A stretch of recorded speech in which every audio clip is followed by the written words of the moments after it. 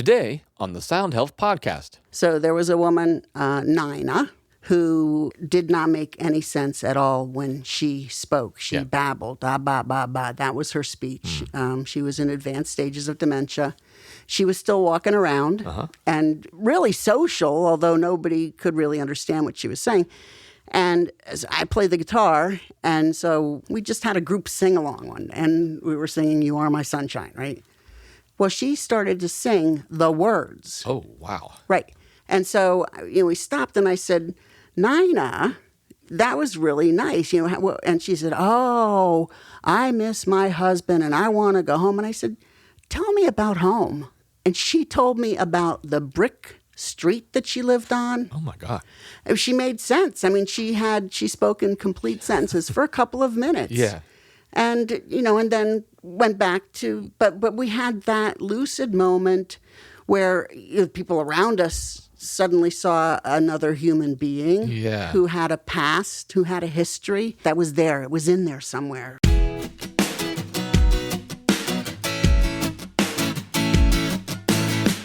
Before we get started, I'd like to invite you to take advantage of a free resource I made for you. It's called the Sound Health Newsletter. In it, I share the latest research in music and health. Plus, you'll learn music and wellness exercises that you can use every day to feel your best. You'll also get discounts and first access to all of my products and events. Remember, it's completely free. Just come visit me at donovanhealth.com to get started today. That's donovanhealth.com. Hey there, this is Jim Donovan. Welcome to the show. I am so glad you're here. I want to thank you for tuning in today, and I am so excited for today's guest. She's a dear friend of mine. I think you're going to love her. Her name is Dr. Colleen Cook. Colleen has her doctoral degree in healthcare education and a master's in counseling. Currently, she is a professor of recreational therapy at Slippery Rock University right here in Western Pennsylvania. She's worked extensively with older adults with memory issues, people with disabilities, and people recovering from addiction. Recently, she co-authored a book called the Fun Encyclopedia for Therapists, which we got to hear about this. And one of the things I'm really excited about is that she is a certified laughter leader. Colleen, welcome to the show. I'm so glad to have you here today. Thanks, Jim. I'm really, really psyched to be here, so thank you for inviting me. Absolutely, absolutely. I've done a bunch of work up at Slippery Rock, as you know, and honestly, it was the first time I had encountered the term recreational therapy. Mm-hmm. For the listeners out there who've never heard of this before, can you tell us a little bit like what is recreational therapy? Sure. We use recreation as a tool in therapy. Yeah. It's a clinical science, if you will. Sure. We use recreation to restore functioning, remediate symptoms, and rehabilitate. So that means that we can work with a number of different populations. I worked most of my professional career with people in inpatient and outpatient psychiatry units. Okay, so sure. Inpatient, outpatient psych. But we work in drug and alcohol rehab, people with physical disabilities, spinal cord injury, brain injury. Oh, wow. Intellectual disability, obviously the elderly we mentioned, veterans. Right now, veterans, the VA is, in fact, the largest employer of recreational therapists in the United States. That makes sense, yeah. So anywhere that people have concerns with illness or disability or wellness, we could work with those. That's a lot of different kinds of people. And it's really, really a cool therapy because we focus on 5 domains. We focus on the whole person, intellectually or cognitively, emotionally, physically, spiritually, and socially. So we look at the whole person and we look at what they need. What is their disability or illness, obviously, and how can we help repair that or restore functioning in that area? But also, everything that we do is purposeful. Focused on the individual. This is a really simple way of looking at it. But for instance, if I had a stroke, I'm an avid golfer. So if I had a right-sided stroke, my left side would be weak. And my rec therapist might take me out onto a golf course and help me work out my swing again. Oh, wow. So that, that's a very simplistic way to put it. But that's kind of the idea. We're always looking to improve function. And if we can improve function, we improve quality of life of people. What that sounds like to me is that it's not one size fits all. Absolutely not. No, our treatment is focused on each separate individual. What they need, what they like, And that's another unique thing about recreational therapy is that we don't focus on weakness or deficit. Yeah. We focus on, obviously what their areas of need are, but what it is that they like and what skill that they have that we can use to help them get better. Yeah, because then maybe they're more motivated to do the thing, whatever you're asking them to do. We get great buy-in. We get excellent buy-in because they want to do what we're offering. Yeah, that makes sense. And I can imagine, like, if it's somebody who has a recent injury and they're in pain, that the resistance would be way up for everything. Right. So to have something that they like and something that is also purposeful, that makes sense that could really help. Well, and the activity or the intervention. See, we intervene on the disease and illness process, and the intervention is something that has meaning to them already. Yeah, and I like the idea that we're not just treating one symptom, but we're looking at a person, a full person with all the different needs that a person has, and then tell me if I'm thinking of this the right way, but I look at, here's my way in for this person. Mm-hmm. This is the route. I can see that this is the route. And I, as the rec therapist, I would have to be almost approaching it like a puzzle. Like how am I going to access, this person so that they can be most likely to get the healing that they need. Is that accurate? Yeah, and another part of rec therapy that I really appreciate when I practice is that not only am I working on, say, the manifestations of a thought disorder, but I'm also helping that person spiritually. I'm helping them emotionally. And who knows, we might even help them physically. If we go out for a walk and get some physical activity, I mean, we can do so much for people without just having them exercise their left arm. Or, right. Not that exercising the left arm is a bad thing. No, of course not. But we can do more. And how long has this field been around? For folks who aren't familiar with this, I want to assume that people don't know anything, even if they do. Sure. It started in, we first started to see the use of recreation way back with Florence Nightingale. Okay, sure. Okay. But then a lot more after the World Wars, when a lot of the men in particular were coming home with horrible trauma. Oh, yeah, I mean, if you ever saw Saving Private Ryan, I sure did. That made me so sick to my stomach. Yeah. I can't imagine having lived through and having to continue living after having lived through some of the stuff that those men went through.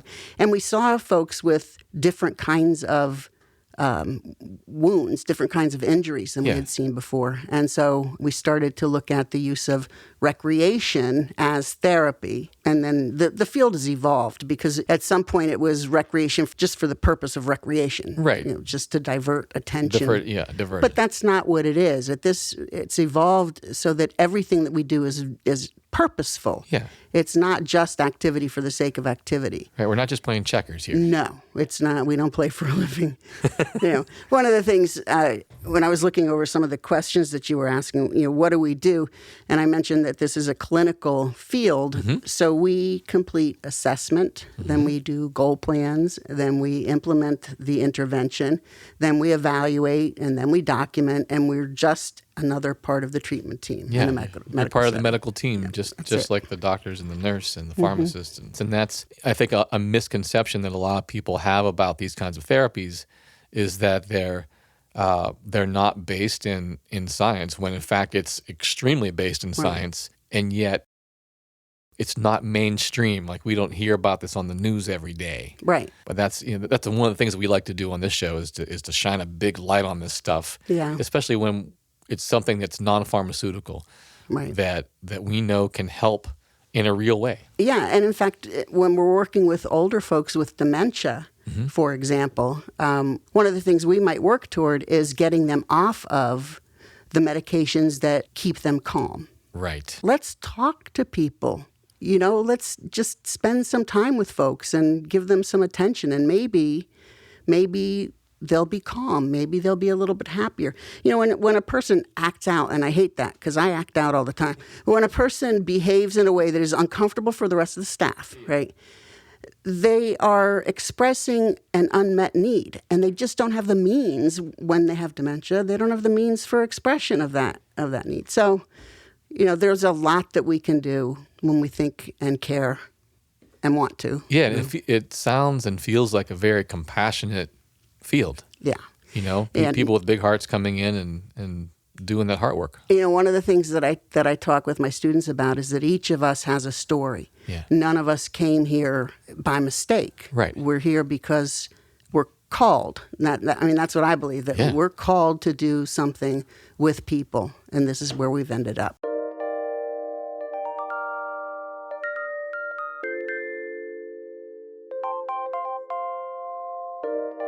How did you get into this? Like, what called you to do this? So when I was in second grade, my parents, this is a little bit of a long story. That's so all you right, might bring need it. To edit down. It's a podcast. So I was in second grade. My parents had my dad's boss and his wife over to their house, to our house for dinner. And on the way home, they were in an accident. A young boy had been riding his bike, and he rode out of his driveway, which had two steep walls on both sides, so it was blind. And so he rode out, and they hit him. It turns out that boy was my best friend. His name was Brian. Yeah. And he had a traumatic brain injury. Yeah. He has never been the same. Sure. I ran into him about 18, maybe 15 years after that, and he really suffered from the traumatic brain injury. But at any rate, there was a place in New York where I grew up. There were two places where people would go to buy their Christmas trees. Okay. Adams Fairacre Farms and Herman's Nursery. Okay. And every year for about 3 or 4 years after the accident, my family would end up buying our Christmas tree on the same day that Brian's family was there. Oh, wow. And I would see Brian, and he would be in a wheelchair, and he wore brown wool mittens. I would, go over to him, and I would say, "Brian, do you remember me?" And he would grab my hand between his two mittens, and he wouldn't let go. And I would go with his family to buy their Christmas tree.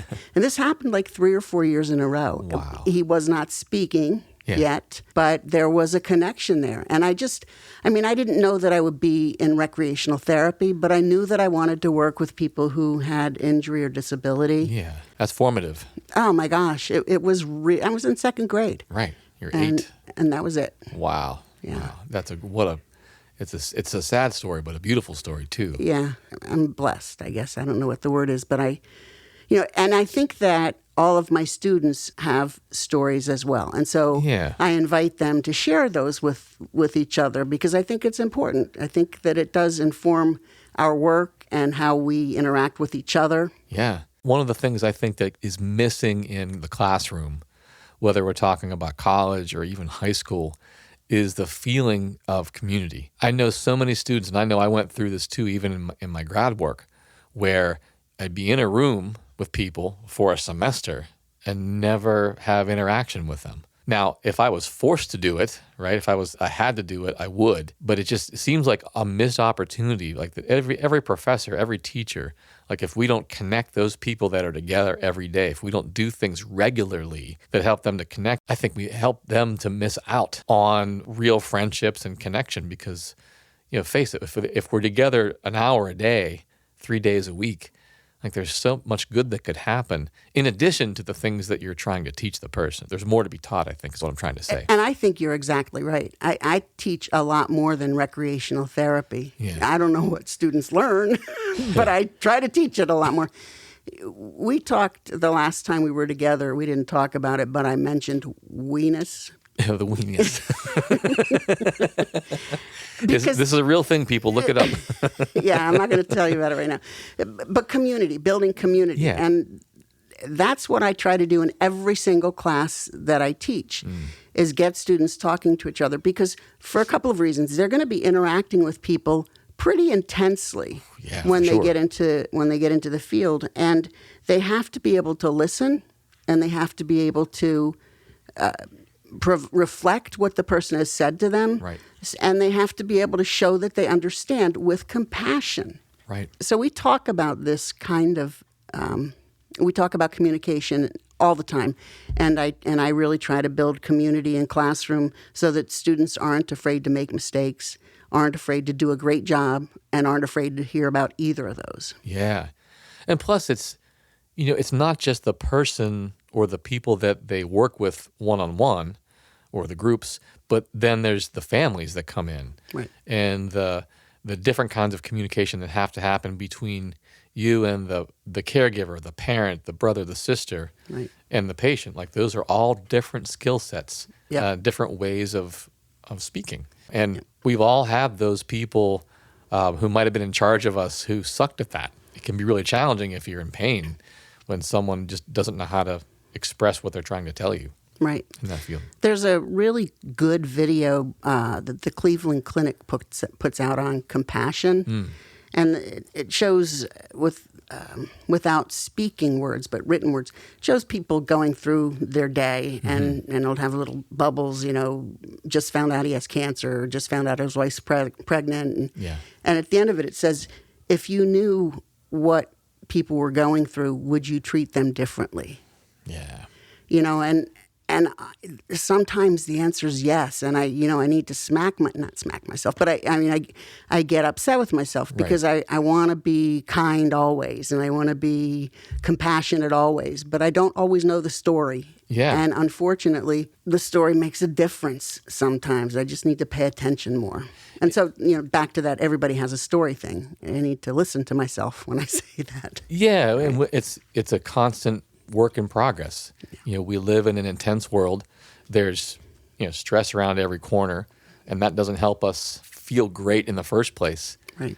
But what you're saying is right on. That for me, I try to assume that the person, whoever the person is, has got some sort of shit going on. Whether it's my wife or my kid or the guy that just cut me off and flipped me the bird. And I think it's one of the hardest things to do is to go into my compassion space and go, of all the problems I could have, this guy flipping me off isn't one. And he might have other redeeming qualities. I might actually get along with this person outside, but just in this one moment, I did something that really got on the guy this guy's nerves. Yeah. You're right though. It's just taking that step back, take a breath, and go, all right, hold on. What's important here? And the measure of my wellness in that area is when I'm able to just pull over and let that person go by and not worry about it. Oh, yeah. I know I'm doing better. Yeah, go ahead. Yeah. You're good, man. I don't, maybe he's on the way to the hospital. Who knows? Right. Or she is on, whatever. Yeah. I've been that guy. Me too. Been in a hurry. Right. And that's the other thing, to recognize that I behave badly or aggressively or unthinkingly. Yeah. Sometimes too. So, And I learned a while ago that if somebody sparks me, then it's something in me that's being sparked. They didn't do it to me. It was such a big revelation when I realized I'm actually not the victim of this stuff, that spark of whatever, anger, irritation, is already in me. That's on you, right? It's already in me, and that's mine. When you're talking with students about stuff like this, are they getting it? Does it take a while to sink in? How does it work with, the 18, 19-year-olds? You'd have to ask them. I mean, I do. I think that I definitely know that there are some students who get it. I actually did square breathing in one of my classes. Oh, good. At the beginning of the semester, this semester, it was, I think, maybe in the first or second week. Yeah. And they're getting all of their assignments, and it's like, oh, my God, I'll never be able to do this. Right. And I tell them things. I felt that way, too. We do it one assignment at a time, one reading at a time, whatever. So we breathed, and after class, this young woman said, can I talk to you in private? And I said, sure. She said, can we go to your office? And I said, sure. We went down to my office, and she said, I just want to tell you, when you did that, it changed my life. Wow. Taking the time to breathe and to just be, and I talk about, putting your feet on the ground. In this moment, with my feet on the ground, when I'm breathing, in this moment, I'm truly okay. Yeah. Now, back here, I might not be okay. And in this next moment, but right here, right now, which is the one that counts, I'm okay. And she got it. Yeah. And, she really got it and was just very gracious in her talking to me about it. It's been a journey for me, and I just, at this point, I feel like this is the kind of stuff that I know to be true in my life that I can't not talk about anymore. That's it. And sometimes I feel like students are treated, it's almost like we shepherd them in and then push them out, and here comes the next group, and we push them out, and we forget that they're young human beings with their own pain and their own life. You know, just like taking that time to say, hey, we're going to take 5 minutes out of this class, and we're just going to relax, because I know if you're relaxed, you're going to learn more, and you're going to enjoy coming here. Right. Yeah, don't get me wrong. I get angry sometimes with them, but I try to make it an environment where they're comfortable. Yeah. If I see my students start to fall asleep, shake 7. Everybody stand up, and some of them want to lead it now. Oh, let's do this stuff. Perfect.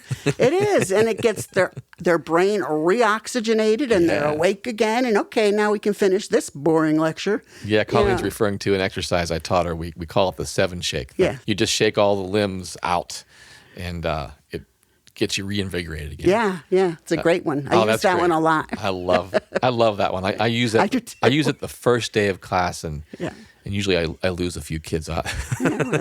But you know what? The other thing that it gets them doing is laughing. Yeah, that's it. And so it's the whole thing.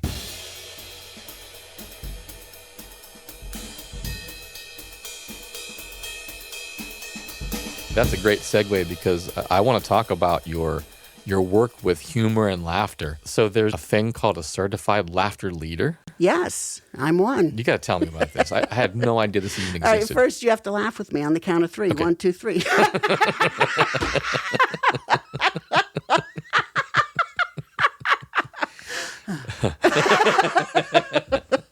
I'm not sure I can stop. So there you go. Well, that was easy. Right. It's for you and me, it might be easy. It's hard for kids when I do. They look at me like I'm not a good teacher. Yeah.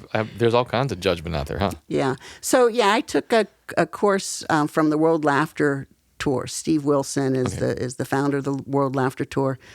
I want to say 3 or 4 years ago. It was a 2-day, 2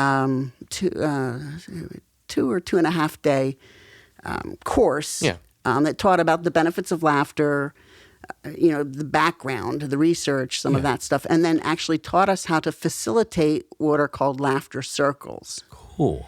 And it's really, really a nice organization and practice. Yeah. And these are my words, but I would say that they're true. That it's about laughing together and building community to create peace in the world. Beautiful. And that's kind of what their mission is. I'm not speaking their mission verbatim, but that's pretty much what it is. It's the essence. And I fell in love. I've enjoyed laughter and humor and wanted to study it for a long, long time. Yeah.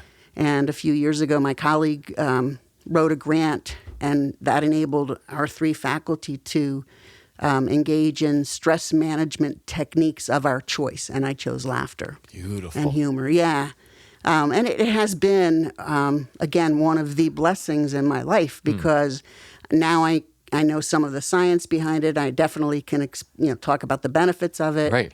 And it's really cool. I talked with Jennifer Wilford, who was on your podcast a couple weeks ago. One of the first guests. Yeah. I talked with her last week because as I was reading about, again, the benefits of laughter and listening to your podcasts and when you had Jennifer on, how it works in the brain, so many of the benefits of laughter align perfectly with the benefits of sound and rhythm in terms of what happens to us physiologically and what happens to us cognitively and emotionally. For instance, if I were to start laughing right now, like we just did, okay? If I had taken my blood pressure before we laughed, it would have gone up after we laughed. Okay. And then we stopped laughing. If we were to take our blood pressures now, they would probably be lower than we were before we started. Wow. The release of endorphins and oxytocin, all of that occurs when we laugh. And oxytocin's the bonding hormone. Right. When there's research right now that I'm just thrilled about that says when people laugh together, they tend to like each other more. Yeah, the social psychology research. Yeah, I'm so thrilled with that because of the work that I want to do as I continue to move forward. So much shit.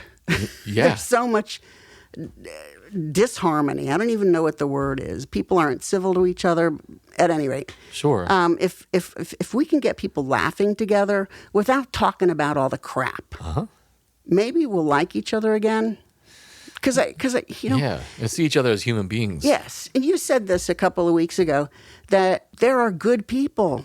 There are really good people out here, and I got lost. Yeah. I got lost a few years ago and thought there aren't a whole lot of good people anymore, and through laughter and positive psychology, studying positive psychology, and doing the work that I've been doing with you, it's changing my life, it's changing my perspective, and it's changing the way I walk through life, which is probably most important because I want to live for a while. Yeah, right? Yeah. We need you. Did I just go off? On a tangent? You went right on, actually. You went the whole way on. All these things, whether it's we're chanting Om, or we're praying the rosary, or we're laughing, ultimately, I think, leads us back to remembering who the heck we are, which isn't on Facebook, and it's not the news, and it's not all the BS. Right. Right? We're at our essence, like we're still neighbors. Right. And if there was a tornado, I don't care who you voted for, I'm coming to help you. Absolutely. And I know that people beside me would do the same for me too. Yeah. And so we remember, all these practices, laughing, yoga, Tai Chi, right? Like it strips away the illusion. And drumming, the way we drummed together a few weeks ago. I mean, I compare that to laughing together. Yeah. I got to teach a class on laughter and humor and how to make life better through laughter and humor. Yeah. And so I got to teach all of this stuff. So it lowers blood pressure, increases oxygenated blood to the brain, so you have better cognition, better memory, certainly better relationships with people. Right. And a lot of that aligns with the science of rhythm and sound. And laughter is sound. Yeah, laughter and rhythm is sound. And breathing. It's all. The thing I love is that it's built in. Like this is a built-in feature that we are born with. Right. Just like crying and just like yelling, which also does its own thing to release, stuff when we need to. Remember Joni Mitchell? Laughing and crying's the same release. It's endorphins. Crying releases endorphins too. It's so true. It is so true. When you work with students, all right, so I work with the 18-year-olds and the 19-year-olds, and man, what I notice, and this is not a judgment on them, I just notice this, is that A, they're freaking anxious as all get out, especially socially anxious, and B, very worried, as a lot of people are, about being judged. Do you encounter that same thing? Yeah. Yeah. How do you deal with it when you're trying to do laughter with them? Well, I make a fool of myself. I model the behavior that I want them to engage in. And, it was funny. The first time I taught the humor class, I walked in the first day class. It was a 9 a.m. class. They're all freshmen. Yeah. And I walked in and I'm going gangbusters. All right, on the count of 3, everybody laugh. And they're like, what? I thought they were going to crawl under their desks. They were flat and... and I thought, oh my gosh. And I walked out and I said to my colleague, that was horrible. Oh. I don't know what I'm going to do. And she said, that was the same thing with mine. And, and I went home and I talked to my wife and I said, this happened. And she said, it was 9 o'clock in the morning on Monday morning, the first day of classes. They're brand new freshmen. They're probably trying to figure out where the bathroom is, where the next class is, who is this woman? Right. And so the next day that I had them, I went in and I said, let's just start all over. Uh-huh. And I forgot to meet them where they are. Yeah. When I remembered to meet them where they are, it went a lot better. And those kids did wonderful work. Nice. They did wonderful work, yeah. Once they realize that they're safe and that I have their back and I'm not going to make them do anything that's unsafe, right? Then they'll start to try it. And then once they start to feel the benefit, then they're like, oh, can we do that again? Let's do that again. My sister teaches high school English in New York, and I got to go do some stress work with her students in October. And those kids, high schools, freshmen and sophomores in high school, are feeling stressed, totally stressed out. Yeah. So I did tapping, right. And they now are asking my sister, Mrs. Mace, can we tap first? Can we do tapping before? Wow.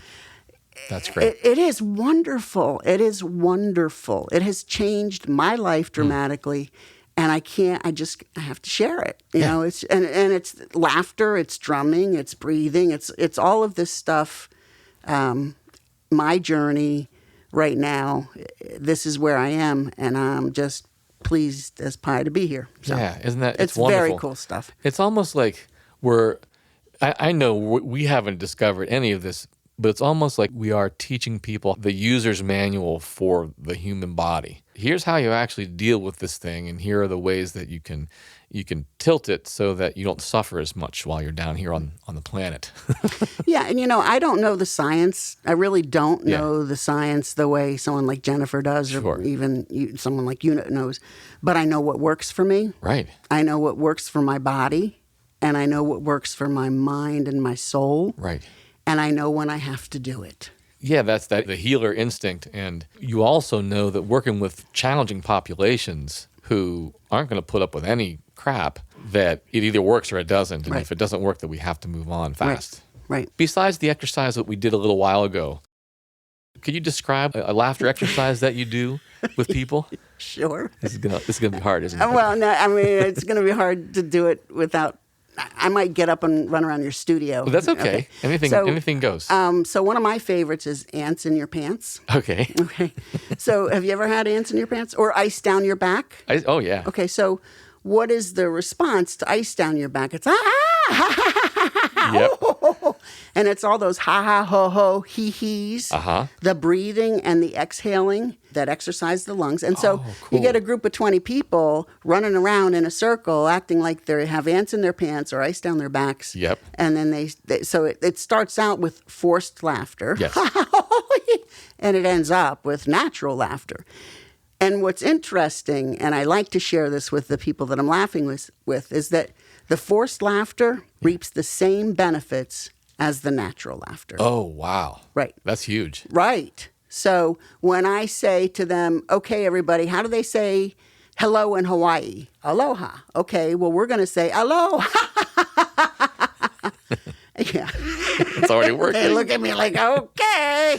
But they do it. Yeah. And they start to get it once they become more comfortable, in the group. And there are some guidelines that we establish, like it's a safe place. We're not laughing at you. We don't talk about religion or politics. Right. We're not, this is totally safe. And we're here, all of us, for the same reason. And that is to enjoy this and get healthy. Yeah, feel better. Right. That's huge, though, just to know that even if I am fake laughing, that I'm still reducing my blood pressure, I'm still getting the feel-good chemicals, all that stuff is still happening.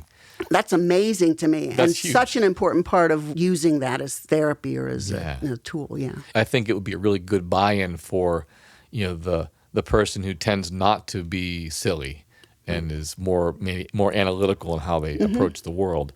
Like, I'm not, what could this possibly do for me? Right. But to explain it that way is like, oh, well, even if I fake it, it's still going to work. Right. Okay, I can't mess it up. Right. Yeah, I love that. I love that. Now, you were telling me about, you wrote a chapter in a book recently. Right. And I have it right here. It's called the Fun Encyclopedia for Therapists, Proven Activities for Therapists. Tell me about this book. What's happening with that? So I was approached by the co-author to write the chapter on humor because he said, I want a chapter on humor. Why don't I go to the expert? Which was really cool in and of itself. Good because he was like the guru. He wrote my textbooks when I was an undergraduate in recreational therapy. That's so cool. Yes, David Austin. Hi, David. So, so he... Shout out to David. So he called me and asked me to write this chapter. Yeah. And I said, sure. I said, can I get credit for the chapter?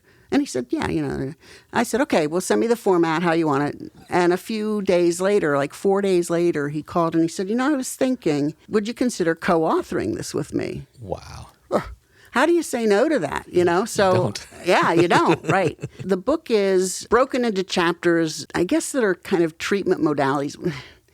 Outdoor activities, experiential activities, music activities, laughter activities, activities you can do one-on-one, small group research-based activities for counseling. Well, the beginning of each chapter talks a little bit about the research. Yeah, okay. But the meat of the chapter consists of interventions or activities that we got from therapists who are in the field practicing recreational therapy that they have found to be effective with any one of a number of populations. Yeah, great. What a valuable resource. Everyone doesn't have to reinvent the wheel all the time.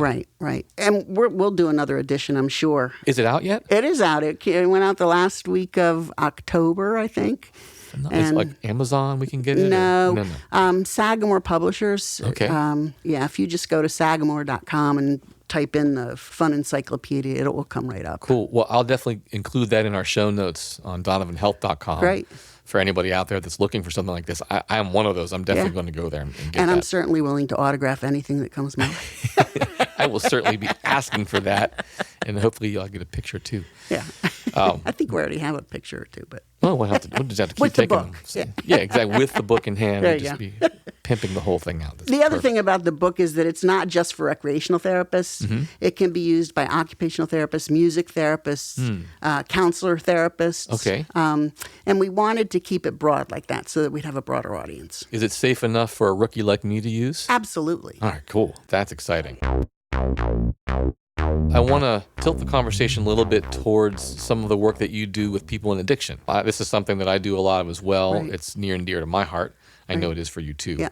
And I just wondered, how do you find the things that you do with rec therapy? How does that pair with someone who's, just out of detox and, trying to get healthy again? Right. Okay. So one of the treatment modalities is called leisure education. Okay. And the primary goal of leisure education interventions is to improve quality of life through the use of leisure. Yeah. Most people who, this is a gross generalization, so I could be wrong, so maybe I shouldn't make that, but I think that a lot of people who drink in their leisure time. Right? I don't think that they're drinking on the job, most people. Most people, yeah.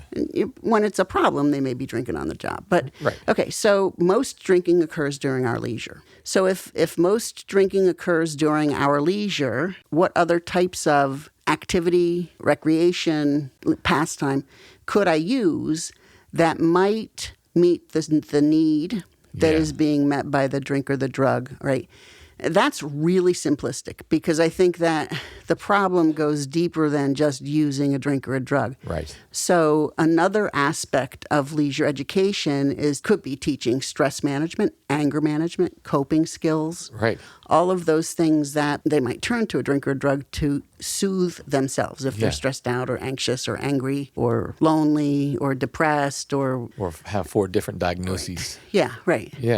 Right. One of the things I've learned in all the different places I've worked is that the people that run the places tell me about 97% of the people come from a trauma background. Mm-hmm. So it's not that they're just using heroin or drinking. Right. It's that there's this cascade of life stuff that has really led to this behavior. Right. That if we can get them to stop using whatever the substance is, but if we don't deal with the other big elephant in the room, it's likely that the person's going to go back to try to cover that pain again. Right. And so if you look at the 12 steps of whatever 12-step program you're looking at, right, for just about every single step, there is some leisure education or recreational therapy intervention that can aid a person in the completion of that step, whether it's writing or journaling, listening to music to help them get to the feeling that they need to write about, becoming connected with some power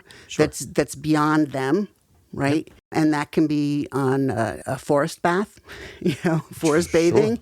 It can be just on a hike. There are so many ways that we can use leisure to help people recover and help them grow. Yeah, help them to see that it's possible to feel good without the substance. It's what I do with the drumming. It's the reason I'm in the places is, hey, look, we can be together. We can hang out together. We can laugh hysterically. Yeah.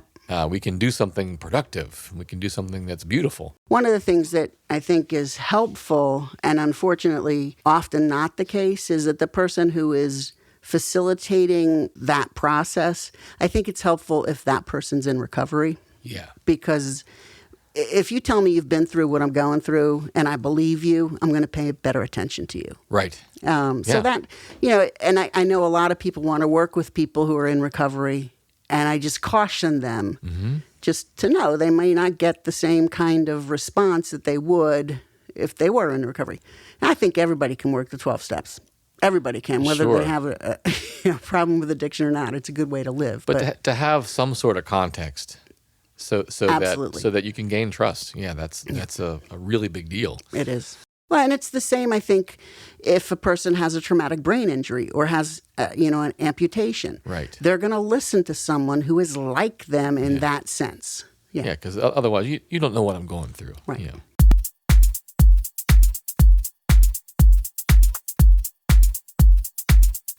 When you work with older adults, so the folks with the memory issues, I know that you use music with these folks. Do you have a story or anything you can tell me about using music with these people? I have one of my favorite stories. It was my first job out of college. So there was a woman, Nina, who did not make any sense at all when she spoke. She babbled, ba, ba, ba. That was her speech.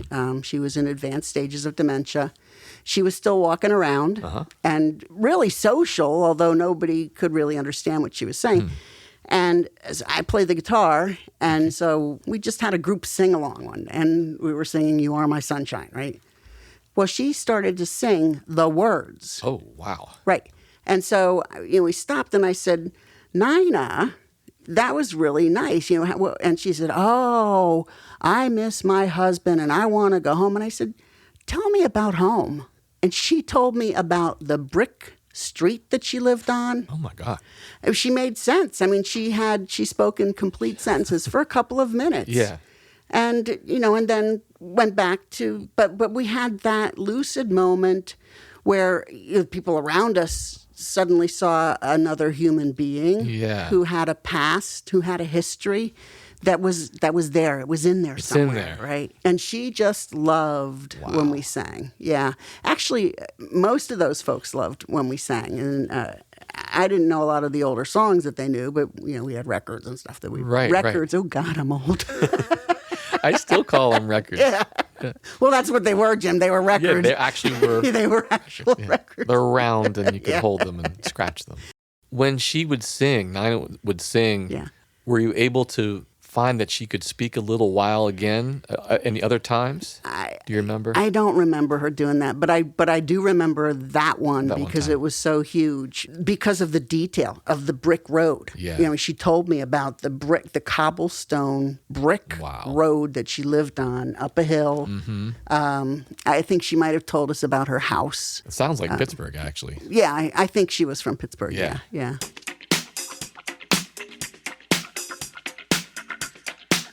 There's all kinds of emerging research about this where people are realizing that it's an access point for someone to be able to be lucid for a while. So you've probably seen the video of Henry on Music and Memories. Yes. Oh, man, that's Alive Inside. Yes. If you want to see something that will just open your heart up, just search Alive Inside on YouTube and watch. There's an African-American gentleman named Henry, and just watch the video. It's one of the best things you'll ever see. Alive Inside, for sure. Beautiful, beautiful stuff that they're doing. And how about with people with different mental illnesses? Do you have specific things that you do with them? I worked in an outpatient clinic for a while and got to do all kinds of really cool groups. One of the groups that I did was a writing group. Yeah. And I would put music on. Well, my personal favorite was Paco Buchanan. Okay, sure.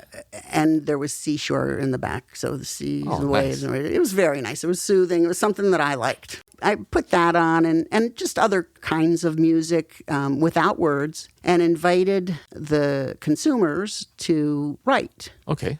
Whatever they felt like writing. And some of the things that they wrote were just beautiful. One guy wrote about the alienation he felt because of having mental illness, and he had schizophrenia, and he self-medicated with alcohol. But he was able to articulate in a way that I think anybody could have understood what he was saying. So I had people write about their depression, about their voices, and the alienation and the loneliness, a lot of loneliness. Yeah. And they would then read them out loud to the group if they wanted to. And we actually, those who wanted to, I made many copies and we made them into a booklet. Oh, wow. I didn't look for it. I was going to look for it to bring to you. And it was a really nice is not a great word to describe it, but it was a meaningful opportunity for them to self-express in a really safe environment and to have themselves heard at a really deeper level than they had been heard before. I think it's hard for a person, a typical person going through their typical day, listening to the podcast, to imagine what it's like to be secluded if they're institutionalized, first of all, and then to be constantly medicated, and so really not actually knowing how I feel, and then to maybe be depersonalized. Where Absolutely. people see me as my illness and not as me. Right. I love that they had an opportunity to do something that was them. That's very meaningful. They loved having an opportunity to do something that was them as well. I bet. Yeah. There's a group of men that come to our clinic at Slippery Rock in the spring. They come twice a week. And the seniors provide recreational therapy for them. And a lot of times, so they've done drumming with the men. Oh, great. And they do, a lot of times they'll do something related that uses music. Yeah. Name that tune. Oh, right? Cool. I like that. So they do name that tune. And these guys are, I don't know, late 40s to 70 or 80. It depends on the group that's there. But so they play the game, name that tune.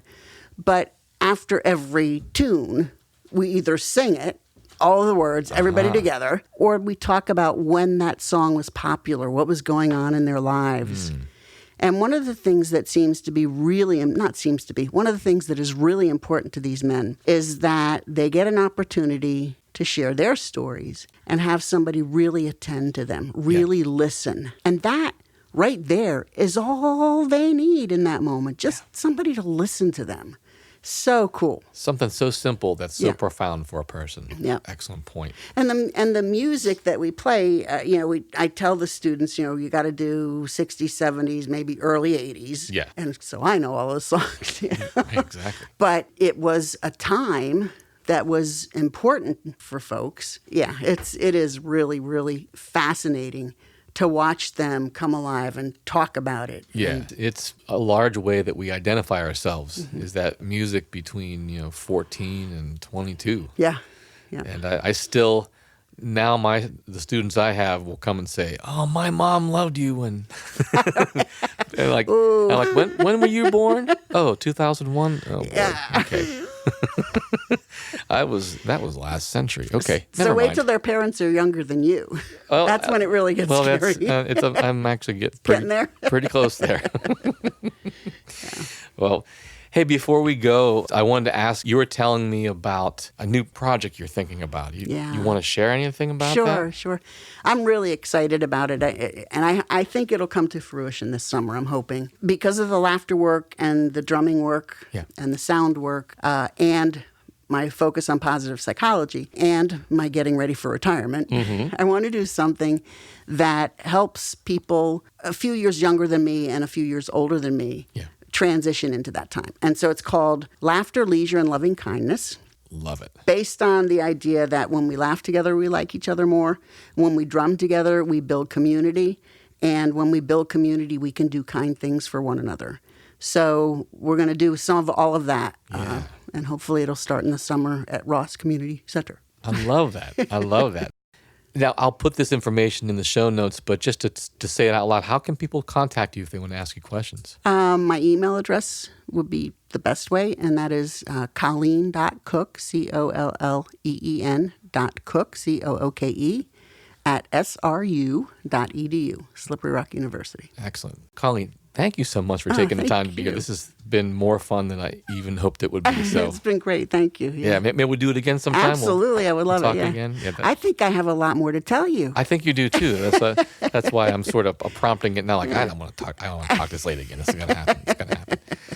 Well, hey, thanks again, and I appreciate all the work that you're doing at the university. Please give everyone my very best. You guys do phenomenal work up there with those kids. Thank you. Yeah, thanks a lot. And listeners out there, thank you for listening in today. Remember to join us on our social media channels. You can search Jim Donovan Sound Health on YouTube, Facebook, Twitter, and Instagram. Hey, thanks for joining me today. I hope that you'll make taking impeccable care of yourself non-negotiable. Now, before you go, I'd like to let you know about a free resource I made for you. It's called the Sound Health Newsletter. In it, I share the latest research in music and health in an easy-to-understand form. I also share beginner-friendly music and wellness exercises that you can use every day to feel your best. When you sign up, you also get discounts and first access to all of my sound health products and events. Remember, it's completely free. If you'd like it, just visit donovanhealth.com and enter your name and email address, and I'll start sending you new issues right away. While you're on the website, you can also read full transcripts of this show and check out a ton of other valuable resources. If you have any feedback, send me an email to feedback@donovanhealth.com. All the information presented on this show is for educational purposes only and should not be considered medical advice. Lastly, come and visit me on our Sound Health Facebook, Twitter, Instagram, and YouTube channels. I'd love to see you there. The Sound Health Podcast is produced by OmniVista Health Learning and Donovan Health Solutions. For Sound Health, this is Jim Donovan. See you next time. Take care.